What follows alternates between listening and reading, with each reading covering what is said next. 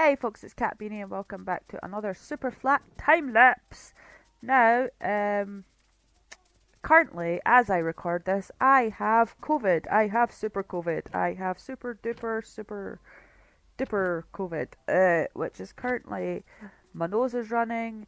I don't have a high temperature, but I don't usually get a lot of high temperatures, even when I'm like really really ill. I don't know why. I just don't. Uh, so I don't have that. I'm taking all the sugarcane by the way. I'm gonna do some trading, so I'm taking all the sugarcane. I'm sorry, sugarcane person, but this is mine now. Yeah. So I did try and record this video before, but because of my severe lack of editing skills, I recorded it wrong, and as you'll see later on, there are two different videos here that are stitched together, and I say stitched very loosely because they're literally just put together. I've not even transitioned them or anything. That's how bad my editing skills are. Uh, to be frank, I could transition them, but nah, didn't see the point. Uh, so yeah, currently on Super. I noticed someone is making Toy Cat's Let's Play house over there. That's pretty cool. The little one is currently sitting in her high chair eating some jam on toast. Hiya, darling. And watching some telly, so you might be able to hear that in the background. The husband, who already had the COVID, is away doing the shopping because I had to do the shopping solo last week with the smallest offspring. Because she didn't have COVID at the time, because he was sick and obviously he couldn't go out. Since then, he has been able to go on a bowling tour during the weekend when he tested negative, so he was able to go on that. That was great. The little one had COVID, but she's better now, and now I have the COVID, and the other two kids have been absolutely fine. My son does have a cold, but I think he's still testing negative, but I think it's because he's already had this strain. So I think he's a little, like, he's got like a little cold, and I think he might have it, but not enough to test positive for. And if he does have it, his immune system's already like, I've seen you before, you know, uh, and like taking care of that. So that's good. I'm just keep checking my phone in case my husband phones, because as I said, he's away doing the shopping. I gave him a shopping list, and you know, if I get a shopping list from my husband last week, and I got everything I possibly could on there that it was in my power to get that they didn't not have. Uh, so was that? Oh yeah, I got a skeleton horse. That was just randomly lying over there. I'm gonna take this horse and this donkey over there because I want to make mules. I don't know why I want to make mules, but you know it'd be good to have. So, oh, the other one is losing her mind, so I might need to cut this bit off and then come back later and record the rest. But let's see if I can do this without having to. No, I can't. So, right, I'm gonna stop there, guys. I will be back in a sec. Well, what is a second to you guys, but it's probably like 10, 20 minutes to me. Anyway, I'll see you in a sec. Goodbye.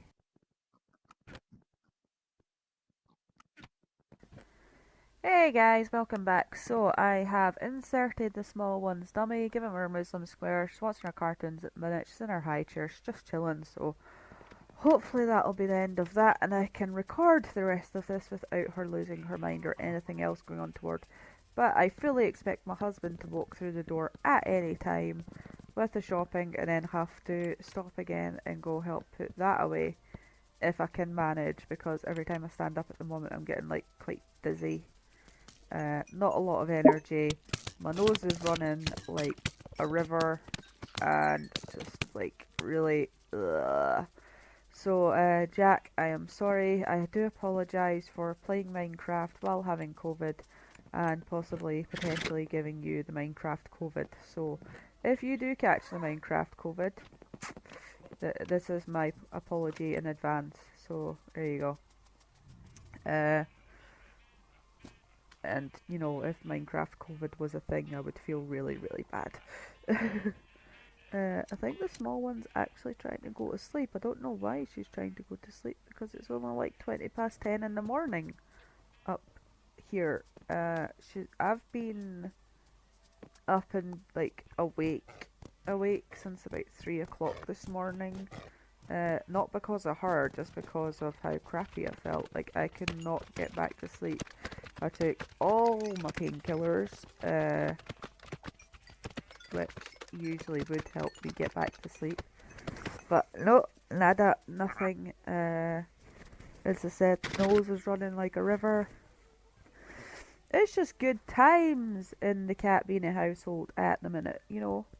But I'm thankful the older two haven't caught it, so there's that, you know, small mercies and all that jazz. Although, look forward to next week when they probably will have caught it, because, you know, my mum had it like the other week, and then my husband had it, and then Eowyn had it, and now I've got it, and it's just dragging ass, you know. Uh, but yeah, what can you do? So I'm gonna do some villager trading today. I still want to make the Bowser guy and the little red angry guy from the Mario thing, but I do need to get more pictures. I also want to make a toy cat keychain guy. So if you guys haven't bought a toy cat keychain yet, there are... I think this actually comes out after the thingy stopped, so if you haven't bought one, you should have bought one, and if you haven't bought one, you should feel bad, damn it. No, if you, like, it's, like, if you can't afford it, it is what it is, isn't it? I mean, like, I got one, and even my husband was like, how much is postage? But, yeah, anyway. Like, I know a lot of people would have wanted to get one that couldn't get one, and unfortunately, that's especially the climate we live in at the moment with like the fuel, like especially if you're in the UK. I don't know about the situation in the US, but we got the fuel prices skyrocketing, the electric bills skyrocketing, food prices skyrocketing, just like all over. It is a complete sugar show, and yeah, you know, sub sugar for a different word. Yeah, so like thankfully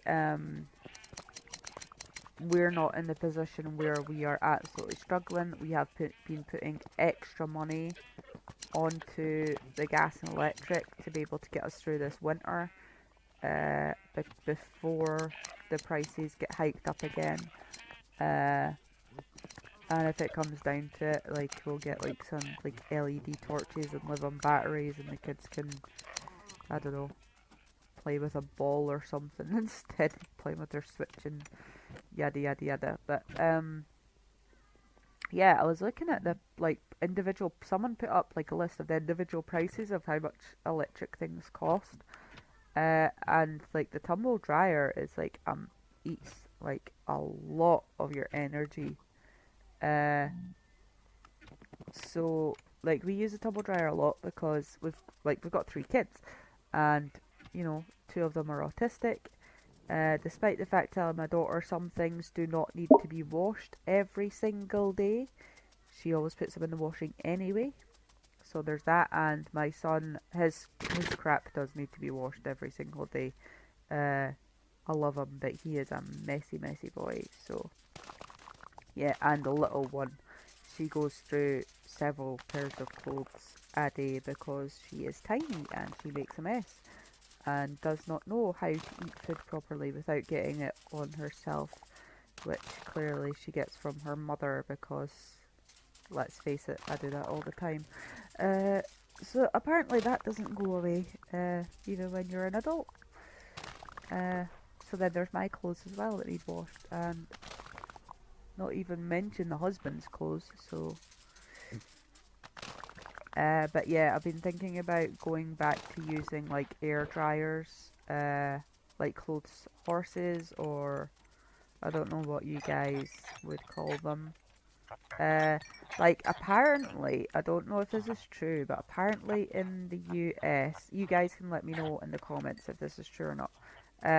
Like drying your washing outside on a clothesline is seen as like a poor and low socio-economic thing to do. Whereas here in the UK, like even despite the fact that you guys, like, well, not all of you guys, but some of you guys will have like a lot better weather than us.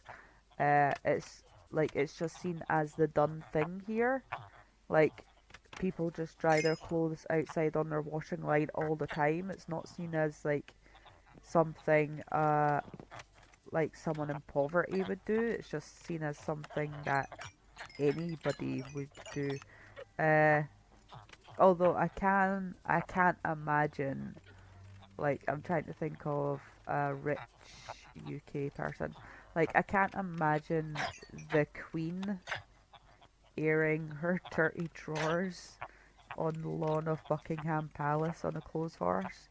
So I'm gonna say, yeah, the more money you've got, the less likely you are to hang your stuff outside.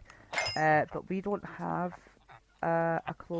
we don't have a clothesline outside because we don't have a garden. We live above a shop, so we've got a decking area.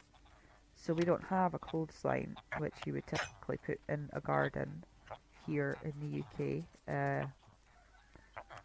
So we've got a condenser tumble dryer in the cupboard in the house. So I was thinking about just getting some clothes air things for inside the house to save on the electric. But the problem with that is the reason we got the tumble dryer is because last time we had the clothes airers in the house, uh, we got a lot of condensation in the house, and then we had to have a air unit put in to filter air through the house so that the house didn't get too much condensation. Because there was mold. The kids were sharing a bedroom. Like the two older ones were sharing a bedroom at the time. This was when they were quite little, uh, and we had to get that all like sorted and redecorated and everything else, and then get this air unit put in, and it was like a whole thing. So yeah. So yeah, it's just something that everybody does here. You don't really judge anyone here for like hanging their drawers up outside.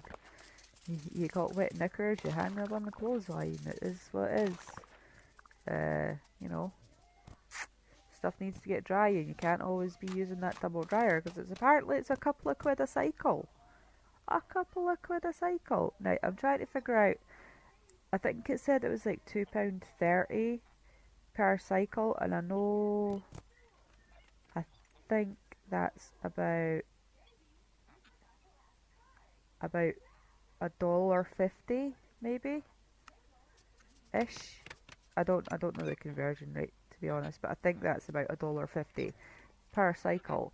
Now I do typically 1 to 2 cycles a day, so that's like £3 a day I'm spending just on, well, $3 a day I'd be spending just on the tumble dryer.